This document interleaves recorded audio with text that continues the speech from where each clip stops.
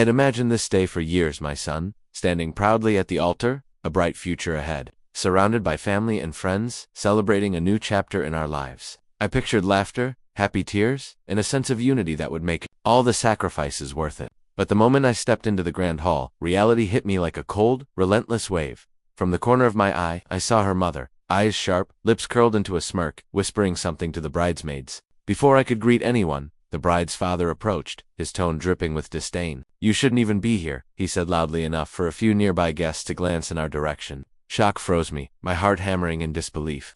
Was this really happening on my son's wedding day?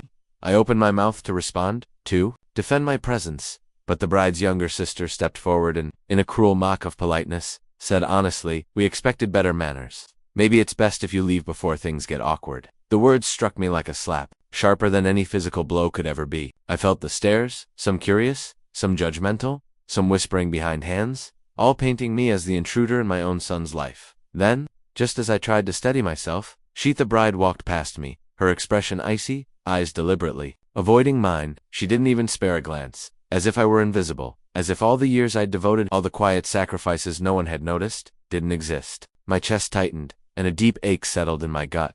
Every memory of helping, guiding, and protecting my son flashed through my mind, now overshadowed by humiliation I hadn't anticipated. I forced a smile, hoping to mask the storm inside me, but the room seemed to close in, the laughter and chatter around me sounding distant and cruel. My son, unaware of the tension, tried to usher me to a seat, but the bride's father blocked the way, his sneer cutting deeper than words. "Sit somewhere else. You're not part of this family." A shiver ran down my spine. Everything I had known about this day, every expectation of love and unity, had shattered in an instant. And as I stood there, frozen, the weight of betrayal sinking into my bones, I realized one terrifying truth: this was only the beginning. But nothing prepared me for what would happen next. I wasn't always the person standing there, humiliated, on the most important day of my son's life. Once, I had dreams of a normal family, of quiet mornings and laughter spilling through our home. Life had other plans. I worked long hours, often late into the night, to provide a stable life for my son after his mother left us when he was just 6. The years were a blur of overtime shifts, missed holidays, and empty weekends. But I never once complained, not aloud, not where he could hear. I remember the nights I sat by his bed, watching him sleep, silently promising that no matter how hard life got, he would never feel alone. I skipped vacations, postponed dreams, and made sacrifices no one noticed because I wanted him to have opportunities I never did. Every report card I celebrated, every shy smile at his school events, felt like proof that my sacrifices mattered. He was my pride, my heartbeat, my reason for enduring everything. And yet, despite all the quiet dedication, the bond we shared, life's challenges never stopped testing us. Money was always tight, bills piled up. There were moments when I worried I was failing him, that the world was too harsh, too unfair for a boy who deserved warmth and love. Still, we survived. We leaned on each other. He became not just my son, but my confidant, the one person who could make the world feel lighter. With a single laugh or a simple hug, over the years, whispers of conflict with his future bride's family had reached me. At first, they were small, almost dismissible, a passing comment here, a subtle dig there, but I noticed the patterns. Their smiles never reached their eyes, their generosity was always laced with expectation, and their compliments felt like veiled criticisms. I had tried to overlook these things, focusing instead on my son's happiness, telling myself that people could change, that love could soften even the hardest hearts. Yet, even as we prepared for this wedding, tension had been simmering beneath the surface. I had caught glimpses of judgment, subtle yet cutting, raised eyebrows at my modest contributions, whispered remarks about our family's history, and faint but unmistakable attempts to assert control over every decision. I told myself to stay calm, to keep my dignity, to remember that my son's joy was what mattered most. I had raised him to believe in love, in kindness, and in respect for others, even when life handed you disappointment. I had shown him that integrity and compassion were more valuable than wealth or status. And now, as I stood at the edge of his wedding, facing open scorn from the very people who claimed to welcome us into their family, the truth I had avoided for years struck me like a fist to the chest. Love and care alone did not guarantee respect. I had always thought love and respect were guaranteed. I was wrong. In the weeks leading up to the wedding, I began to notice the subtle ways the bride's family tried to assert control. At first it was almost imperceptibly a raised eyebrow here, a faint smirk there, but over time, the pattern became impossible to ignore. Every conversation felt like a test, every gesture laced with judgment. They were masters of manipulation, skilled at making me feel out of place, guilty, and somehow inadequate. During our first formal meeting to discuss the wedding arrangements, her mother took the lead, talking over me, dismissing my suggestions with a thinly veiled smile. "Oh, that's a nice idea," she said, her tone saccharine, "but we have something a bit more sophisticated in mind." The emphasis on we was deliberate, a way to remind me I had no real authority. Every plan I tried to contribute was met with condescension or polite rejection, as if my decades of experience raising a child were meaningless in the presence of their supposed sophistication. Her father was no better. He questioned every minor decision, from the seating arrangement to the color of the napkins, often implying that my taste was outdated or cheap. There was an arrogance in the way he spoke, a sense of entitlement that made it clear he believed wealth and status could override decency. I learned to bite back my anger, swallowing words that would have come out in a heated argument on any other day. I knew my son's happiness depended on my restraint. Then there were the money demands. Small at first contributions for extra decorations or enhanced catering, but they quickly escalated. Each request was framed as a favor or a necessity, cloaked in polite phrasing. Yet I could sense the expectation behind every dollar. When I hesitated, they made subtle remarks, each one cutting, each one reminding me that my position in this union was conditional. It was a slow, relentless erosion of my confidence, a test of patience I hadn't signed up for.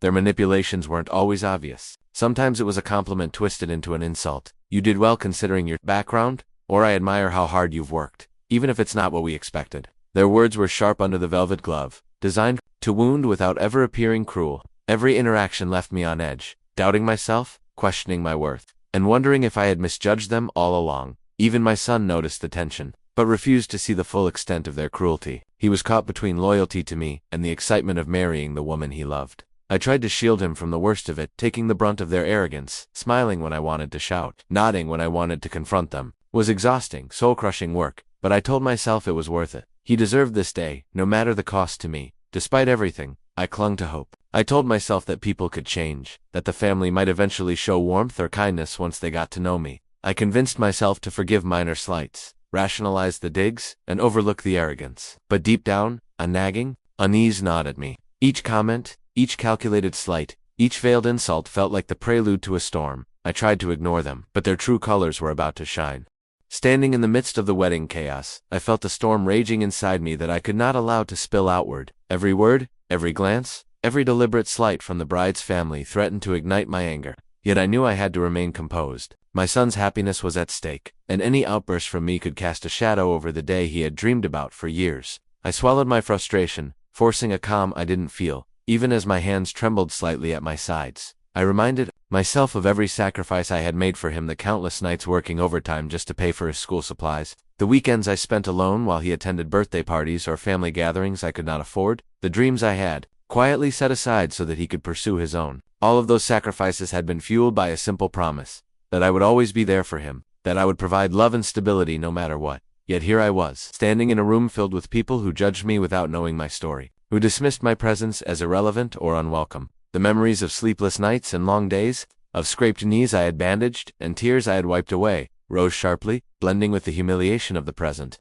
I felt the sting of injustice, but I could not let it show. I reminded myself that my role was to protect my son, not to defend my pride. I watched him from across the room, smiling nervously as he tried to navigate between excitement and obligation. He was so focused on the ceremony, on the bride, on pleasing everyone else, that he hadn't yet realized the full extent of the tension that gripped the room. My heart ached, torn between wanting to shield him from the cruelty surrounding him and the gnawing desire to confront it head-on. Instinct in me screamed to stand up, to demand respect, to reclaim some shred of dignity that had been so casually stripped away. But I held back, reminding myself that my son's day was not the time for a confrontation. Flashes of our life together came unbidden. I remembered teaching him to ride a bike, his laughter echoing in the empty park. The nights I stayed awake, when he was sick, praying he would recover. The quiet mornings when we shared breakfast, talking about his dreams for the future. I remembered the words I had whispered to him during difficult times. Always choose kindness, even when others do not. Those memories anchored me, reminding me why I had to endure the present pain without losing myself.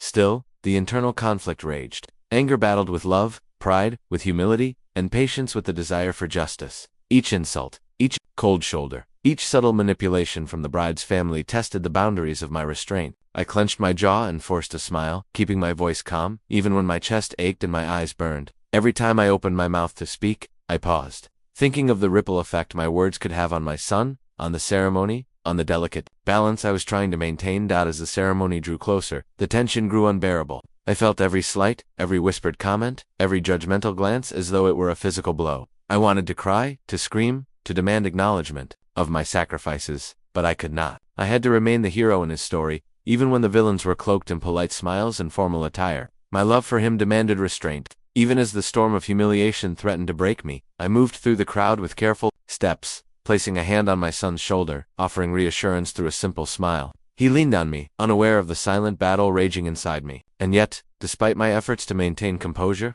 the weight of everything, the injustice, the manipulations, the arrogance pressed down on me relentlessly. I felt vulnerable, exposed, and weary, but I reminded myself that this was not about me. It was about him, about the life he was stepping into, and about the integrity I had tried to instill in him all these years. Every breath felt measured, every word calculated, every gesture deliberate. I was a fortress of patience, holding back a tide of emotion that threatened to overwhelm me. I knew the world was watching, and I refused to let the bride's family or anyone else see me crumble. Still, deep in my chest, I felt a growing tension, a warning that my endurance had limits. I had no idea that my patience would soon be tested like never before. By the time the rehearsal dinner began, it was clear that the bride's family had no intention of hiding their disdain. The subtle digs and passive-aggressive remarks that had haunted me in the weeks leading up to the wedding had transformed into overt criticism, each word sharper than the last. Their judgmental glances and curt comments were no longer hidden.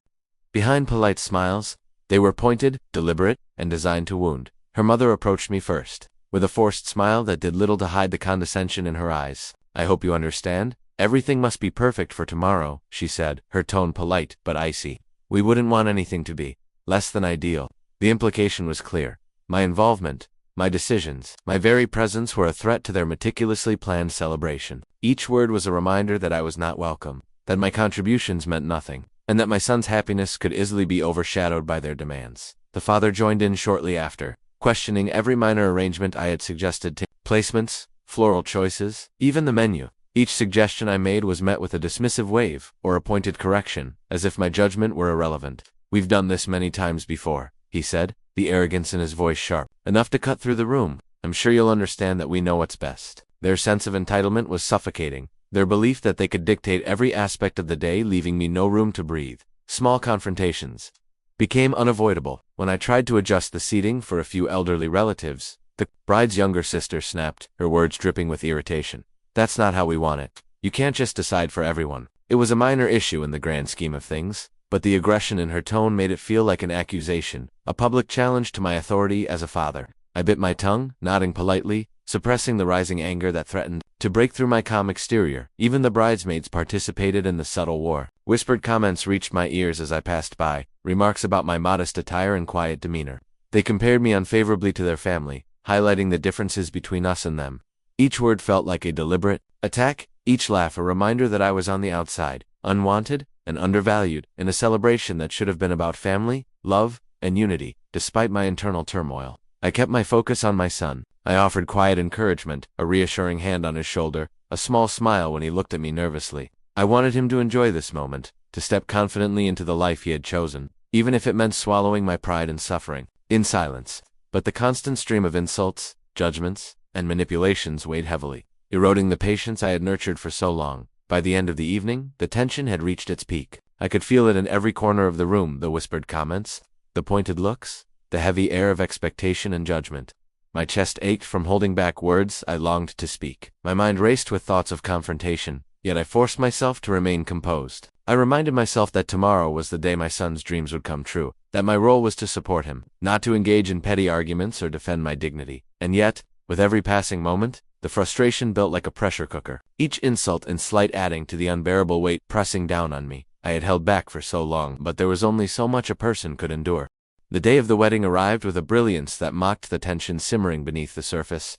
The hall glittered with flowers, candles, and twinkling lights. Yet every decoration felt like a fragile mask covering the hostility that had been building for weeks. I stood near the edge of the room, my chest heavy, trying to focus on my son, who was beaming with excitement and completely unaware of the storm that was about to erupt. As the ceremony began, the bride's family wasted no time asserting control. The mother whispered sharp instructions to the bridesmaids. The father oversaw the arrangements with an air of superiority, and every glance directed at me was a silent challenge. I forced a calm smile, nodding politely whenever addressed, keeping my hands firmly at my sides. But inside, a battle raged. Anger hurt, and the need for justice churned violently. I knew I could no longer remain silent.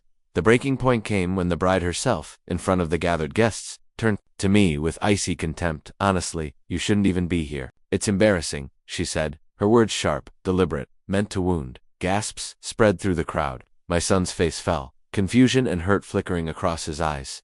My heart clenched, but instead of retreating, I felt a surge of determination. This humiliation would not define me, and the truth they had hidden for so long would finally be revealed. I cleared my throat, letting my voice carry across the hall. "If you think this is embarrassing, perhaps it's because you've been hiding things far worse than mere appearances," I began, my tone steady, controlled, commanding attention. The room quieted instantly, all eyes on me. For months, I've endured whispers, veiled insults, and subtle manipulations. I've watched as you tried to assert control over every decision, to make this day about your ego rather than my son's happiness. But there's something the guests deserve, too. No. Whispers rippled through the crowd. Her father's confident posture faltered, the mother's lips tightened, and the bride's expression shifted from contempt to something like panic. I held their gaze, feeling the power of the moment crystallize. "You see," I continued, "the lavish gifts, the extravagant decorations, and the promises of support were never what they appeared to be. Behind the smiles and the polite gestures lies a long history of deception and greed. Your so-called generosity has been built on lies, financial manipulation, hidden debts, and deliberate attempts to control my son's future for your gain." Gasps turned into murmurs, murmurs into whispers of disbelief. Guests shifted in their seats, some staring in shock, others leaning in to catch every word. I could see the tension tighten in my son's shoulders, but he was listening, wide-eyed, as the narrative unfolded. "I have evidence," I said, my voice ringing louder, echoing against the walls. "Bank statements, messages, and documents that reveal the truth. The money you claimed as gifts, the charitable fronts, the elaborate plans, all schemes to elevate yourselves while belittling everyone else. This is not generosity, it is manipulation. It is hypocrisy." Her mother gasped audibly, clutching her pearls as though they could shield her from exposure. Her father's face drained of color, his confident demeanor cracking under the weight of public scrutiny. The bride stammered, her rehearsed lines evaporating into panic. For the first time, their control had slipped, replaced by vulnerability so palpable it was almost tangible. I paused, letting the words sink in. The guests were silent, their eyes wide, some mouths hanging open. Whispers erupted as they processed the scale of the deception. Friends of the bride and groom looked at one another in shock, trying to reconcile the image they had believed with the truth now laid bare before them. Every veiled insult I had endured, every slight that had pierced my dignity, suddenly seemed insignificant compared to the revelation that the people trying to dominate this day were not what they pretended to be. My son stepped forward, hesitantly, and for a brief moment, our eyes met. I could see confusion, hurt, and a flicker of pride. He had known I had been protective, but he had not fully understood the depth of their deceit. Now, the truth was in plain view, undeniable and inescapable. I continued, recounting the meticulous evidence I had gathered, the concealed debts, the falsified donations, the schemes designed to pressure me into silence. Each revelation landed like a hammer, shattering the carefully constructed facade the bride's family had presented. The more I spoke, the more visible their panic became. Guests murmured, some shaking their heads in disbelief, others whispering support. The contrast between the polite, controlled facade of their wedding day and the chaos I exposed was stark and irreversible. Finally, I concluded, my voice steady but heavy with emotion. This day was meant to celebrate love, family, and honesty. Instead, you tried to make it about control, ego, and manipulation. The truth cannot be hidden any longer. I stepped back, letting silence fill the hall. The weight of revelation hung thick in the air, a tangible force pressing against everyone present. Her mother's lips trembled, her father's hands shook, and the bride's face had gone pale, eyes darting for escape that was no longer possible. My son stood frozen, absorbing the shock, yet I could see the relief in his eyes, the validation that he had been shielded from an unworthy facade all these years. The room went silent, and I could see their faces pale, defeated, yet the damage was done. The hall remained still, the echoes of my words lingering in the air like smoke after a fire. Guests who had been chatting and laughing just moments before now stared in stunned silence, trying to process what they had just witnessed. Faces that had worn polite smiles now reflected shock, disbelief, and in some cases, quiet admiration. Whispers started spreading, soft at first, almost hesitant, then growing louder as people began sharing what they had just learned. My son stood frozen, his jaw tight, eyes wide with a mix of confusion and dawning realization. I could see him trying to piece together the fragments of truth I had laid bare. He had always trusted me, but seeing the magnitude of deception unfold in front of him left him reeling. His hand trembled slightly as he reached out, grasping mine, and I felt the weight of the moment settle between us. All the silent sacrifices, all the years of quiet protection, now had a voice. and he understood in a way he never had before. Some extended family members approached cautiously, their expressions a mixture of sympathy and concern. They had been unaware of the manipulation and deceit, and now they were trying to comprehend the full story. A few whispered apologies reached my ears, soft, hesitant attempts to bridge the gap that had formed between the family and me over the years. I nodded silently, too overwhelmed to respond, feeling a strange mix of vindication and sorrow. Meanwhile, the bride's family recoiled under the scrutiny. Her mother's face was ashen, her usual air of superiority crumbling under the weight of exposure. Her father's jaw was tight, eyes darting nervously as if searching for a way to regain control that no longer existed. The bride herself looked like a deer caught in headlights, struggling to reconcile the image of her carefully curated world with the harsh light of truth I had cast upon it. Guests whispered amongst themselves, exchanging glances that clearly signaled judgment and disbelief. Despite the chaos, I could see my son's emotions shifting. The confusion in his eyes gradually gave way to understanding, and then, finally, to a quiet relief. He realized that the humiliation I had endured, the patience I had maintained, had been for him all along. I felt his hand squeeze mine in silent gratitude, a gesture that spoke louder than any words could. For a brief moment, it felt as though the bond we had built over years of hardship was solidified even more strongly by the storm around us. But the consequences were not limited to the immediate room. Guests began sharing the revelations with friends, neighbors, and colleagues. Messages, calls, and whispers spread the story further, ensuring that the deception would not remain hidden. The bride's family, once confident and commanding, was now exposed, their reputation shattered in ways they had not anticipated. I watched as the ripples of truth spread, bringing with them both vindication and a heavy sense of responsibility. As I moved through the room, trying to comfort my son and maintain a semblance of normalcy, I felt the emotional toll of the event settle deep in my chest. Every step, every nod, every whispered reassurance was a reminder of how high the stakes had been, and how much had been endured silently over the years. I had held back anger and frustration, hidden tears, and swallowed indignation for the sake of his happiness, only to see that same truth explode before everyone's eyes in a moment of undeniable clarity. Yet amidst the vindication and exposure, my heart ached. I had achieved justice, yes, but at the cost of witnessing my son's wedding day become a battlefield of emotions. I had forced the truth into the open, but I could not erase the pain of humiliation that had been inflicted upon us. The room buzzed with whispers, some supportive, some judgmental, but none of it could completely soothe the ache I felt for my son, the boy I had raised, protected, and loved through every hardship. Even though the secret was out, my heart still ached for the son I had tried to protect. The chaos of the wedding had finally begun to settle, leaving a heavy but clarifying silence in its wake. Guests whispered among themselves, processing the revelations, while the bride's family shrank back into an awkward, forced composure. And yet, amidst the turmoil, I felt a strange sense of peace. The truth, long buried beneath arrogance, manipulation, and deceit, had finally been laid bare.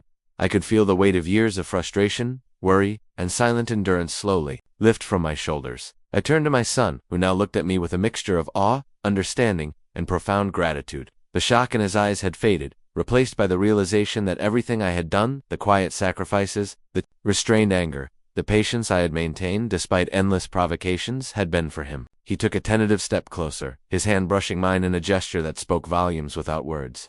For the first time that day, I felt his trust in me solidified, not shaken. He finally saw that my actions were rooted not in control or pride, but in love. Reflecting on the ordeal, I realized that dignity and self-respect are worth more than a polished image or social approval. I had been humiliated, mocked, and pushed to the edge. Yet by maintaining composure and exposing the truth at the right moment, I upheld the values I had tried to instill in my son. Love alone is not always enough to protect someone. Sometimes, courage, patience, and a willingness to confront injustice are necessary to safeguard what truly matters. I thought about the lessons I had learned along the way. Life does not guarantee respect or fairness, even from those we hope to trust. People may hide their intentions behind smiles and polite words, but deceit eventually reveals itself. What matters is how we respond when the truth comes to light, whether we act with integrity, whether we protect the ones we love, and whether we refuse to let arrogance or cruelty diminish our sense of self-worth. My son, standing beside me now, nodded silently as if absorbing every thought and feeling.